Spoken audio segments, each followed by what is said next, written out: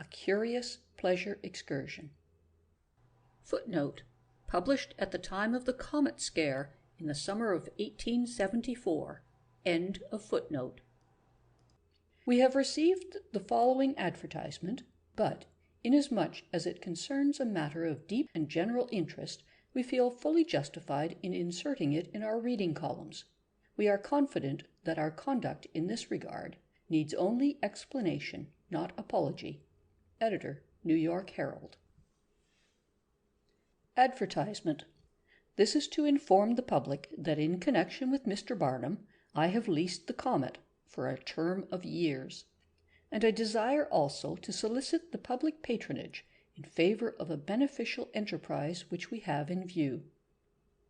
We propose to fit up comfortable and even luxurious accommodations in the Comet for as many persons as will honor us with their patronage and make an extended excursion among the heavenly bodies. We shall prepare 1,000,000 staterooms in the tail of the Comet, with hot and cold water, gas, looking-glass, parachute, umbrella, etc. in each, and shall construct more if we meet with a sufficiently generous encouragement. We shall have billiard rooms, card rooms, music rooms, bowling alleys, and many spacious theaters and free libraries, and on the main deck we propose to have a driving park, with upward of 100,000 miles of roadway in it. We shall publish daily newspapers also.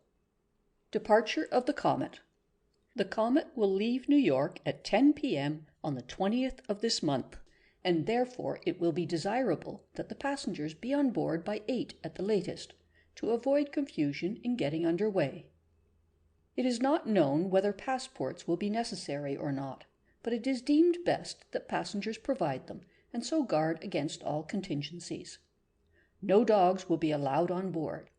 This rule has been made in deference to the existing state of feeling regarding these animals, and will be strictly adhered to. The safety of the passengers will in all ways be jealously looked to. A substantial iron railing will be put up all around the Comet, and no one will be allowed to go to the edge and look over, unless accompanied by either my partner or myself. The postal service will be of the completest character. Of course, the telegraph, and the telegraph only, will be employed. Consequently, friends occupying staterooms 20,000,000 and even 30,000,000 miles apart will be able to send a message and receive a reply inside of 11 days. Night messages will be half rate. The whole of this vast postal system will be under the personal superintendence of Mr. Hale, of Maine. Meals served at all hours. Meals served in staterooms charged extra. Hostility is not apprehended from any great planet, but we have thought it best to err on the safe side, and therefore have provided a proper number of mortars, siege guns, and boarding pikes. History shows that small isolated communities, such as the people of remote islands, are prone to be hostile to strangers, and so the same may be the case with the inhabitants of stars of the 10th or 20th magnitude. We shall in no case wantonly offend the people of any star, but shall treat all alike with urbanity and kindliness, never conducting ourselves toward an asteroid after a fashion which we could not venture to assume toward Jupiter or Saturn. I repeat that we shall not wantonly offend any star, but at the same time we shall promptly resent any injury that may be done us, or any insolence offered us by parties or governments residing in any star in the firmament. Although averse to the shedding of blood, we shall still hold this course rigidly and fearlessly, not only towards single stars, but toward constellations. We shall hope to leave a good impression of America behind us in every nation we visit, from Venus to Uranus. And at all events, if we cannot inspire love, we shall at least compel respect for our country wherever we go. We shall take with us, free of charge, a great force of missionaries, and shed the true light upon all the celestial orbs which, physically aglow, are yet morally in darkness. Sunday schools will be established wherever practicable.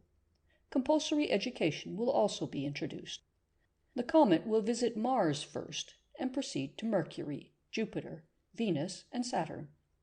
Parties connected with the government of the District of Columbia and with the former city government of New York, who may desire to inspect the rings, will be allowed time and every facility.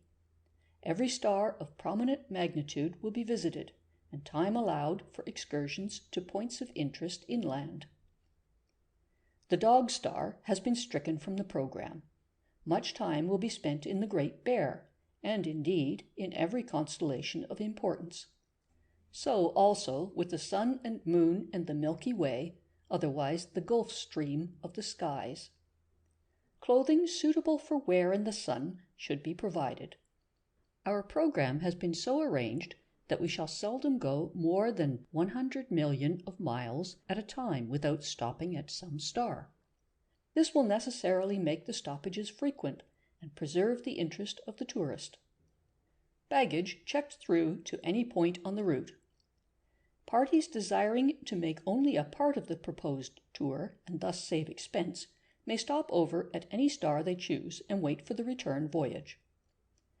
After visiting all the most celebrated stars and constellations in our system, and personally inspecting the remotest sparks that even the most powerful telescope can now detect in the firmament, we shall proceed with good heart upon a stupendous voyage of discovery among the countless whirling worlds that make turmoil in the mighty wastes of space that stretch their solemn solitudes, their unimaginable vastness, billions upon billions of miles away, beyond the farthest verge of telescopic vision, till by comparison the little sparkling vault we used to gaze at on earth shall seem like a remembered phosphorescent flash of spangles which some tropical voyager's prow stirred into life for a single instant, and which 10,000 miles of phosphorescent seas and tedious lapse of time had since diminished to an incident utterly trivial in his recollection.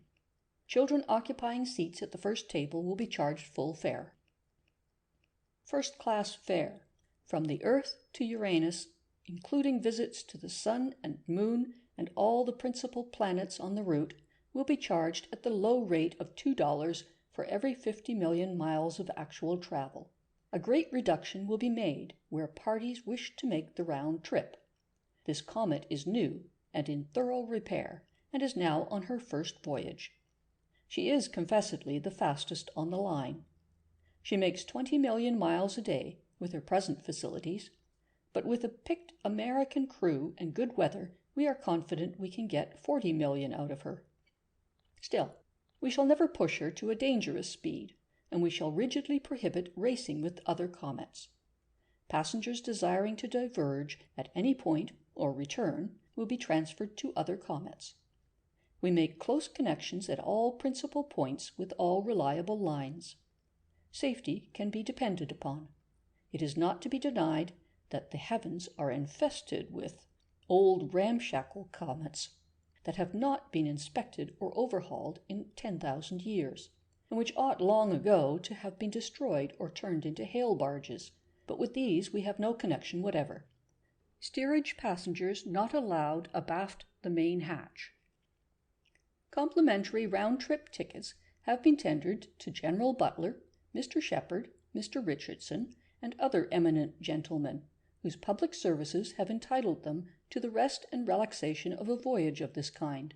Parties desiring to make the round trip will have extra accommodation. The entire voyage will be completed, and the passengers landed in New York again on the 14th of December, 1991. This is at least 40 years quicker than any other comet can do it in. Nearly all the back pay members contemplate making the round trip with us in case their constituents will allow them a holiday. Every harmless amusement will be allowed on board, but no pools permitted on the run of the comet, no gambling of any kind. All fixed stars will be respected by us, but such stars as seem to need fixing we shall fix. If it makes trouble, we shall be sorry, but firm. Mr. Kaguya having leased his comet to us, she will no longer be called by his name, but by my partners. N.B. Passengers by paying double fare will be entitled to a share in all the new stars, suns, moons, comets, meteors, and magazines of thunder and lightning we may discover. Patent medicine people will take note that we carry bulletin boards and a paintbrush along for use in the constellations, and are open to terms.